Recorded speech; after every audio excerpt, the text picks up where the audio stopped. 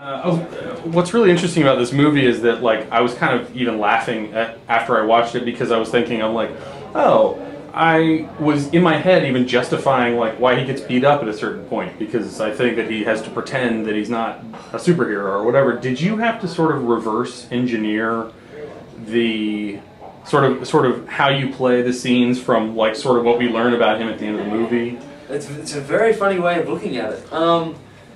You don't want to be too self-aware, but yes, that's a very good point. You also have to make sure that, look, this is a character who is playing a character. So there's that element, but at that point, both his worlds had collided, and he was very much just a shadow or a fragment of who he formerly was. Mm-hmm. So he's just trying to cling on to anything. So I don't think he doesn't have his wits about him at that point to actually sort of say, okay, well, I'm still in superhero mode. He's now fully aware that he doesn't have the power that he once had. Gotcha. Hang on just one second. They're talking. It's party time now. Yeah. You guys keep it down a little bit? Sorry. I'm just trying to... Sorry. Trying to do an interview? Yeah. Trying to work here? Yeah. But how do you, I guess when you were sort of developing this character, how did you sort of create sort of the core of his psychology and then sort of have to go back and build into like his behavior at the beginning of the movie? Mm-hmm. That is he, is it a situation where you're thinking of a character who is thinking about the idea of being a superhero, or exactly that it's exactly that. It's every version of Clark Kent, that Griff sees. Mm-hmm. So he tries to camouflage himself in a society in the best possible way, whether that means sort of dressing in very sort of drab and clothes that aren't going to be identifiable.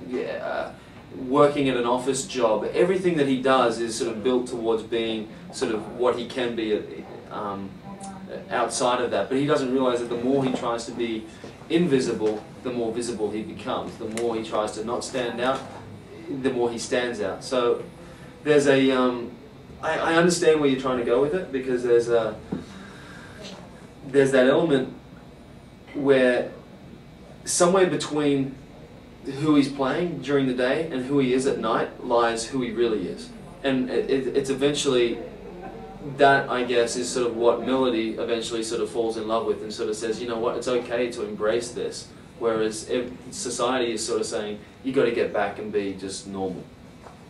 Mm-hmm. Well, it's interesting you bring up Clark Kent, but the difference between Clark Kent and Superman and your character and this Griff superhero is that really, like, his day job is kind of who he really is, whereas his alter ego is this like empowered sort of fantasy version of himself, whereas like Superman is really who he is, and then he's pretending to be a sort of goofy guy. Do you tend to be like a sort of, I guess, like a cinephile when it comes to preparing for roles? Do you watch like other superhero movies or read comic books or anything like that in order to get into the mindset of a guy like this? Or, do you just go in and go, this is the script, I look at this and what I have to do and develop the character from there? I mean, I love sort of superhero films regardless, so you can't sort of take that element away from my knowledge. It's just impossible to kind of take that away. And I don't think Griff, as much as he probably loved escapism, I think he was just a fan of just imagination. It probably would have started out with something as simple as just playing armies in the backyard. Maybe one day he turned into one of those soldiers that he was playing, and he just started sort of talking to people. In fact, the very germ of Griff started from writer-director Leon when he was watching a little kid playing in a sandpit, and the little kid was, pretending to talk to someone, throwing sand in the air, just doing what kids do. And he just sort of said, well, if I was to do that, if I was to jump in that sandpit, start talking and shouting and throwing sand in the air, then I would be, arrested, locked away, and the kid would be thrown away. He said, why? And why is adults always support? It's like told to suppress our imagination, and why does suppressing our imagination make us an adult? And I think that was the sort of a really intriguing part to me about playing a character like this that was so involved with his imagination and so uninvolved with living the way that society was telling him to live. Well, there's a certain level where this movie is kind of magic realism. I mean, there is a larger-than-life quality to it. But at the same time, everything you're talking about his personality if it's not mental illness, then at least it's a sort of, you know, like he has some emotional problems that he is exercising by sort of projecting himself into the mindset of this superhero. You know, how did you sort of see this story? I mean, did you see it as like a pure, I don't know, for lack of a better way, better context, like something like an eagle versus shark, where it had this sort of quirky little sort of separate universe from like ours, or did you see it as like a real world where it's about a guy who has some emotional troubles and he escapes that by pretending to be a superhero, I guess? As me, the actor, or as Griff, as me playing? Well, you as the actor. Yeah, I never saw him as having like any kind of mental illness. Mm-hmm. That's for sure. You know, mm-hmm. He was just, if anything, sort of a sociophobe. So he was not a fan of being touched by Tony, his boss. He's just more comfortable in his own little bubble, as you know, Melody sort of very sort of eloquently puts at the end. You get inside my bubble, and that's ultimately what people want in life. They want someone else to get inside their bubble, and that's how one would fall in love. Even as someone as far out as it may seem as Griff, there is someone out there for him. Well, the interesting thing about Melody is that she becomes empowered by seeing in him what he doesn't kind of see in himself. Mm-hmm. I was wondering, you know, when you are creating a dynamic where you kind of have to shy away from sort of doing the things that would make another actor playing a character like, you know, connect with you. Yeah. Like, do you guys have to do work together, or do you have to go like, listen, I'm going to kind of retreat in each of these scenes, and then she's going to kind of advance, and then we just sort of figure it out? Like, do you have to figure it out beforehand, or do you just sort of discover it in each scene? That's again a really excellent observation. You run across sort of two elements with that, in the fact that as much as Griff seems to be and has built up this huge defense mechanism, this wall of resistance to anyone that can get inside this superhero world that he's created, Melody is, you know, so tenacious in trying to break down that wall. You know, eventually it starts with a knock, and then eventually it's sort of like a beat down, and finally the bricks of that wall sort of fall down, and she's just in that world. Yet at the same time, she's trying to convince him, look, it's okay, you can live like this.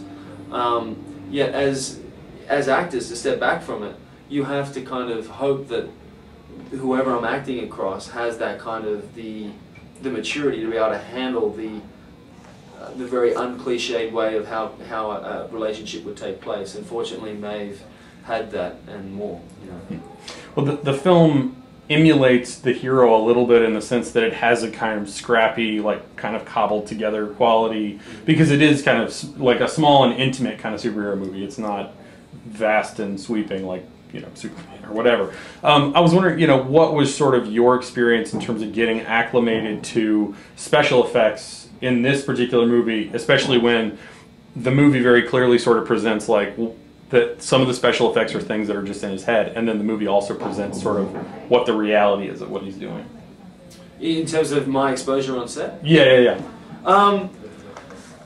Again, I think that what I've seen now of the film, and I've seen it sort of 4 or 5 times, is that they don't try and overdo it. I think quite often the problem with a lot of these really heavily sort of CGI superhero films is that they go too much, and the modern day audience is a little too savvy, and they've seen too much of it now.